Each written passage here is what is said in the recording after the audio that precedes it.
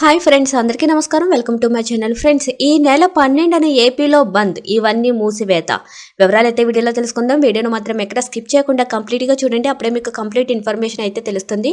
అలాగే ఇప్పటి వరకు మన ఛానల్ ఎవరైతే సబ్స్క్రైబ్ చేసుకోలేదో దయచేసి సబ్స్క్రైబ్ చేసుకోండి. అదేవిధంగా లైక్ చేయడం మాత్రం మర్చిపోకండి. ఇంకా వివరాల్లోకి అయితే వెళ్ళిపోదాం.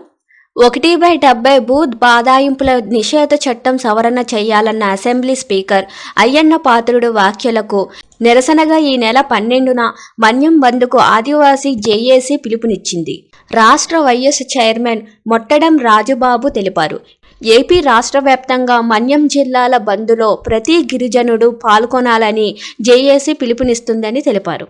జనవరి 27వ తారీఖున విశాఖపట్నంలో Andhra Pradesh tourism development corporation limited ఆధ్వర్యంలో జరిగిన సమావేశంలో ఆంధ్రప్రదేశ్ శాసనసభ స్పీకర్ అయ్యన్న పాత్రుడు మాట్లాడుతూ షెడ్యూల్ ప్రాంతంలో 1/70 చట్టం సడలిస్తే ఇన్వెస్టర్లు ముందుకు వస్తారని వివాదాస్పదమైన వ్యాఖ్యలపై ఆదివాసీ సమాజం తీవ్ర ఆగ్రహం వ్యక్తం చేస్తూ ఆంధ్రప్రదేశ్ ఆదివాసీ జేఏసీ ఆధ్వర్యంలో మన్యం బంద్కు పిలుపునిచ్చిందన్నారు.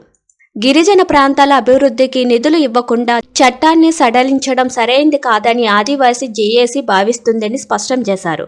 భూ బాదాయింపుల నిషేధ చట్టం సవరిస్తే షెడ్యూల్ ప్రాంతం పూర్తిగా నాశనమవుతుందని, చట్టం ఉన్నప్పుడే అమలు చేయకపోవడంతో ఉల్లంఘన జరుగుతుందని, చట్టమే సవరిస్తే మన్యానికి అధోగతేనని ఆందోళన వ్యక్తం చేశారు. ఆదివాసీల పోరాటాలతో భూ బాదాయింపుల నిషేధ చట్టం 1917లో బ్రిటిష్ ప్రభుత్వం హయాంలోనే వచ్చిందని, స్వాతంత్రం అనంతరం 1959లో 1970లో మరిన్ని సవరణలు చేసి చట్టం కఠినతరం చేశారని గుర్తు చేశారు. కానీ అమలు చేయడంలో ప్రభుత్వాలు విఫలమయ్యాయి. 5వ షెడ్యూల్ ప్రాంతం గురించి మాట్లాడే హక్కు శాసన సభాపతిగా అయ్యన్న పాత్రుడికి లేదని, తన పరిధి మించి మాట్లాడడమే కాకుండా 170 చట్టం గురించి అవగాహన లేదని విమర్శించారు. అయ్యన్న పాత్రుడు శాసన సభాపతిగా పదవికి అనర్హుడని మండిపడ్డారు. Thank you for watching this video.